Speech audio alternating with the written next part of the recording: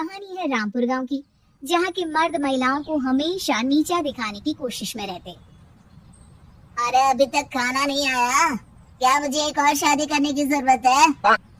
नहीं जी नहीं, ऐसा मत करना, वरना मैं कहाँ जाऊंगी। खाना लेकर मैं अभी आई जी। गांव की पंचायत में भी फैसले हमेशा औरतों के खिलाफ ही रहते। मैं जो फैसला सुनाता हूँ वो भगवान की आज्ञा होती है। इस लड़के ने अपने मन से शादी करके अच्छा नहीं किया। लड़के को घर भेज दो और इसकी शादी इसकी जाति की किसी लड़के से करवा दो, लेकिन ये लड़के, इसे तो गांव के बाहर निकाल दो। नहीं नहीं जमींदार साहब, ये क्या बोल रहे हैं? ऐसा नहीं हो सकता। मेरी बेटी मासूम है, इसे अच्छे बुरे की समझ नहीं है। अरे कहाँ जाएगी ये बेचारी? कहाँ जाएगी? इतनी चिंता है तो पूरे परिवार का गांव निकाला कर देते हैं। बेचारे पूरे बसे बसाए परिवार को गांव छोड़ना पड़ता है। चाहे जो हो, अगर बेटियों को कंट्रोल नहीं कर सकते तो गांव में रहने का कोई मतलब नहीं है। यहाँ औरतों को दब कर रहना होगा। कोई भी अपने हिसाब से कुछ नहीं कर सकता, सब ईश्वर की मर्जी से ही होगा। तभी गांव का एक आदमी दौड़ा दौड़ा आता है। सरपंच साहब, जमींदार साहब, वो कालिया है ना, उसकी बेटी पढ़ने के लिए शहर जा रही है। अच्छा, ये कब हो गया? और कालिया की हिम्मत कैसे हो गई ऐसा करने की? लेकर आओ उसे और उसकी बेटी को। बस फिर क्या था, हाजिर हो जाते हैं कालिया और उसकी बेटी सरपंच के सामने। और कालिया, ये क्या सुनने में आ रहा है? बेटे को इंजीनियर बना रहा है तू? और ये बता, गांव में तो स्कूल नहीं है, फिर कहाँ से इतनी क्लास पास कर गई तेरी बेटी? राधा, जो कि कालिया की बेटी है, उसे लगता है कि सरपंच उसकी तारीफ कर रहे हैं। सरपंच जी, मैंने ऑनलाइन पढ़ाई की है, डिस्टेंस लर्निंग से। सभी में मैंने अच्छे नंबर पाए हैं, जिसे देखते हुए शहर की इंजीनियरिंग कॉलेज में मुझे स्कॉलरशिप मिली है। वाह जी वाह, क्या होती है ये? पहले तो ये बताओ, फिर आगे की बात करते हैं। पूरा गांव राधा की बात सुन रहा था और राधा बोलती जा रही थी। तो ऐसे मैं फ्री में एक अच्छी शिक्षा लेकर गांव में जो कुछ परेशानियां हैं, जैसे बिजली, पानी और इंटरनेट जैसी समस्याओं के लिए काम करूंगी। मैं गांव को शहर से जोड़ने के लिए पुल का निर्माण करवाने का प्रस्ताव रखूंगी। मुझे पूरी उम्मीद है कि जल्द ही हमारा गांव भी तरक्की की राह पर चल पड़ेगा। राधा की बात सुनकर सारे गांव वाले ताली बजाने लगते हैं। सरपंच को समझ नहीं आता कि वो क्या करे। चुप रह नादान लड़की, गांव के खिलाफ जाने के लिए तुझे गांव से बेदखल कर दिया जाएगा, वो भी पूरे परिवार के साथ। और हाँ, अगर ठीक से गांव में रहना चाहती है तो ये पढ़ाई लिखाई छोड़ दे। हम तेरे लिए गांव का कोई होनहार लड़का देखेंगे।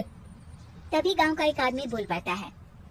अरे नहीं नहीं सरपंच जी, राधा बिटिया जो बता रही है, अगर वैसा हो जाए तो हम लोगों को पैसा कमाने के लिए बाहर नहीं जाना पड़ेगा। हाँ जी, और ना ही कोसों दूर पानी के लिए भटकना पड़ेगा। हमारे बच्चे भी अच्छी पढ़ाई कर सकेंगे और आगे बढ़ेंगे, ना कि हमारी तरह खेती करते बैठेंगे। क्यों गांव वालों, राधा बिटिया का साथ देना चाहिए ना। सरपंच देखता है कि गांव राधा के साथ है तो वो चुप हो जाता है। वो घर आकर अपने सलाहकार से बात करता है, जो बहुत ही चालाक किस्म का इंसान होता है। अरे सरपंच साहब, आपको बहुत ही होशियारी से काम लेना पड़ेगा। एक बार गांव तरक्की कर गया, यहाँ के बालक पढ़ लिए तो कोई ना पूछेगा आपको। और फिर ये जो बेटा और बेटी है ना आपके, इनको भी आम लोगों की तरह ही जीवन जीना होगा। हाँ, लेकिन करे तो क्या करे?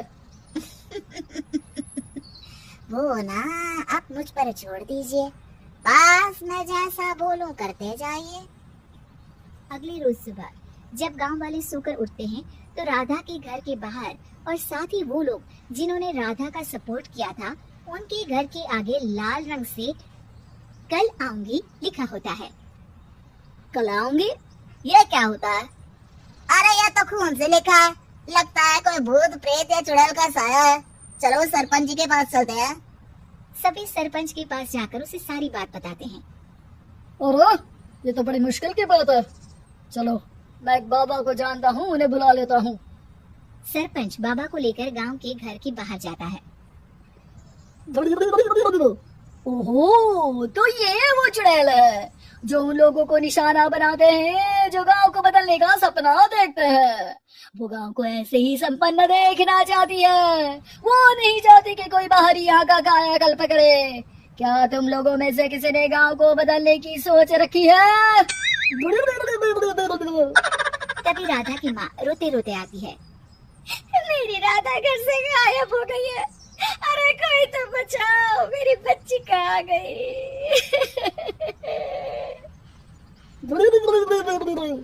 ले गई वो चुड़ैल, तेरी बच्ची को ले गई। अब वो उसे श्रापित करके छोड़ेगी, उस पर चुड़ैल का साया हो जाएगा। तभी बुरी सी हालत में राधा भी वहाँ आ जाती है। उसके बाल चुड़ैल की तरफ फैले होते हैं और कपड़ों में खून लगा होता है। सभी राधा को देखकर डर जाते हैं। माँ, पता नहीं मुझे कौन उठा कर ले गया था। अरे दूर दूर हो जा चुड़ैल, अब हम लोग इस गांव में नहीं रुकेंगे। अरे कैसी बातें कर रहे हैं आप? कल तो आप मेरे भरोसे गांव का हुलिया बदलने, अपने बच्चों को पढ़ाने और तरक्की उन्नति की बात कर रहे थे, तो आज क्या हो गया आपको? ये फिर तुम लोगों को बहकाएगी। ये चुड़ैल गांव में आ चुकी है, ऐसे ही ये तुम्हारे घर के बच्चों को भी ले जाएगी। गांव वाले राधा को गांव से बाहर निकाल देते हैं। उसके माँ बाप रोते रहते हैं, लेकिन गांव वाले नहीं मानते। मैं भी अपनी बहन के साथ गांव के बाहर रहूंगा, लेकिन वो पढ़ाई नहीं छोड़ेगी। वहीं सरपंच के घर पर सलाहकार कहता है, देखा, सांप भी मर गया और लाठी भी नहीं टूटी। लेकिन अगले ही दिन सरपंच के घर के बाहर भी वही शब्द लिखे होते हैं। और फिर सरपंच की बीवी कहती है, हमारी बेटी को किसी ने अगवा कर लिया है। तभी राधा का भाई वहाँ आ जाता है। अरे गांव वालों, मैंने सरपंच जी की बेटी को देखा था, वो चुड़ैल उसे उठाकर ले जा रही थी। अरे क्या मजाक कर रहे हो? नहीं नहीं सरपंच जी, आप नहीं जानते, वो चुड़ैल अब आपकी बेटी में आ जाएगी, जैसे राधा के अंदर आ गई थी। तभी सरपंच की बेटी वैसी ही हालत में वहाँ आती है जैसे राधा आई थी। पापा, पता नहीं कैसे मैं गायब हो गई थी। चुड़ैल, इसके अंदर भी चुड़ैल का साया है, मारो इसे। अरे नहीं नहीं, इसे भी राधा के पास गांव के बाहर ही भेज दो। अरे चुप रहो, मेरी बेटी कहीं नहीं जाएगी और चुड़ैल वुड़ैल कुछ नहीं होता है। अरे कैसे बात कर रहे हो सरपंच जी? आप तो बोल रहे थे कि आपका फैसला भगवान का ज्ञान होता है, तो अपने पर बात आई तो अब आप ऐसे बोल रहे हैं। अरे ना ना ना, आपको अपनी बेटी को त्यागना ही होगा। अरे बुलाओ बाबा को। राधा का भाई बाबा को ले आता है, जिसे अब गांव वालों के डर के कारण सच बोलना पड़ता है। मैं कोई बाबा नहीं हूँ, मैं तो मोची था। ये सलाहकार महोदय ने मुझे कहा था एक्टिंग करने को। वो मुझे पैसे देने वाले हैं। अब मुझे माफ कर दो। गलती हो गई, मुझे माफ कर दो। तभी वहाँ राधा आ जाती है। देखा सरपंच जी, जब गांव के बच्चे साक्षर होंगे तो आप जैसे लोगों की चालाकी नहीं चलेगी।